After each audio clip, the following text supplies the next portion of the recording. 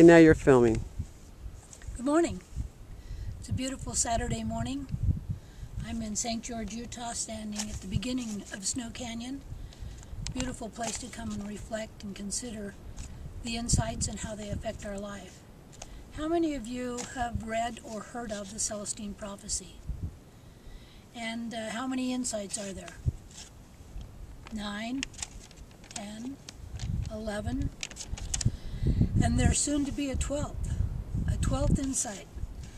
Let's revisit what James Field was talking about when he discovered the scrolls that provided the 9 insights to the Celestine prophecy.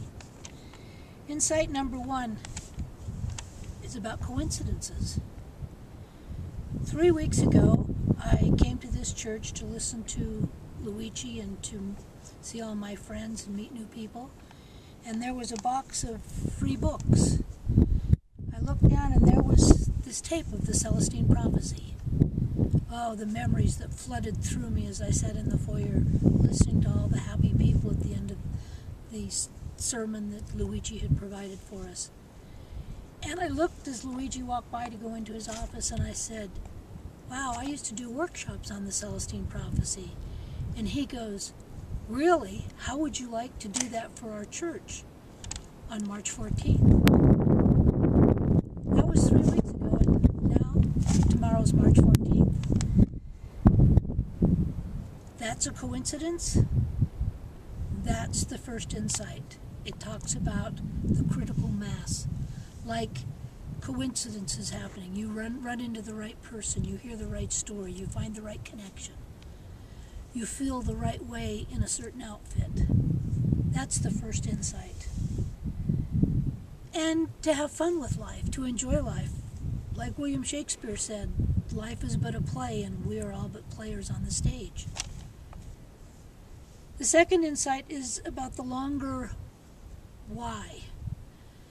The evolution of humankind, if you will, is taking the next step on this evolutionary trail. You need to know what your why is so you know why you're here so you can move on in evolution. A lot of people talk about the lessons you learn.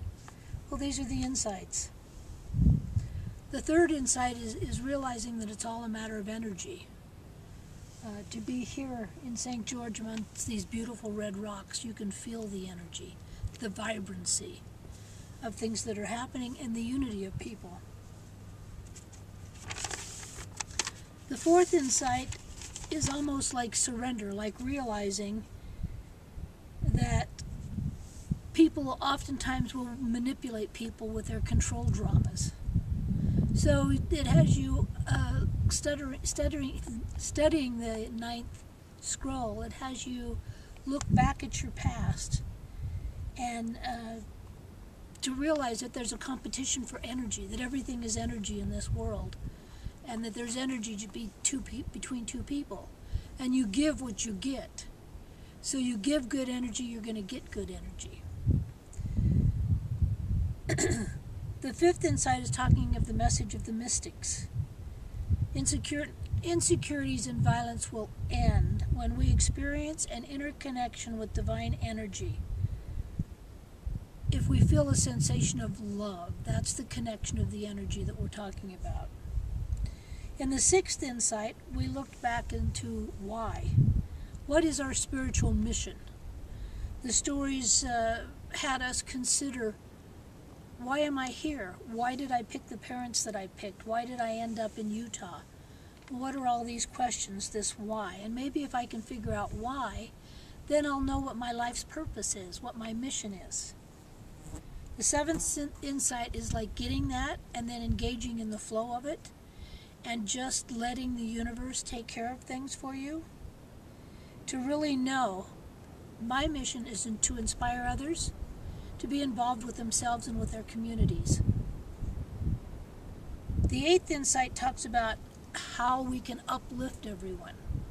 And that if we all uplift everyone, you'll be able to feel the energy being uplifted. And you do that by following your passion. Find what you love or love what you got. That's what you have to do.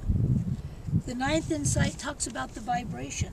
And if everybody gets this sense and really is able to do this vibration, we could actually walk into heaven as we see it. In the 10th insight, James Redfield talked about holding the vision, that there was a group of people around the world, around the planet, that were beginning to embrace this vision of uplifting people and of positive energy, of excitement, and always uplifting. The 11th insight, Redfield talks about the fact that we need to not only hold the vision, but we need to engage in prayer as a way to extend the vision to other people. The 11th insight is extending the prayer fields so that we have positive talk going on, positive vibrations, uplifting vibrations. Violence and terrorism cannot exist in a positive vibrational place. And let it be the common vision. That's why Redfield has his global prayer that you can access on the internet or on the phone.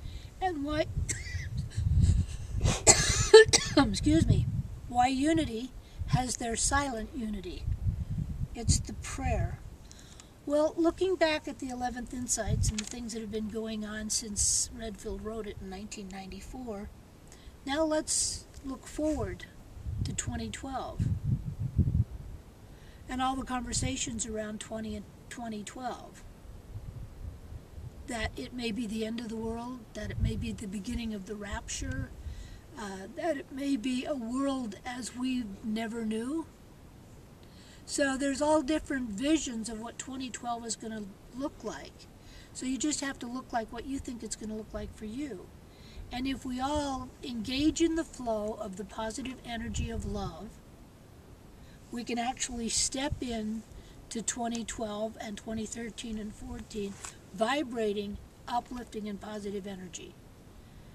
Now, in 2012, let's look back and see what happened. Find out what your mission is, what your purpose is, and vibrate up.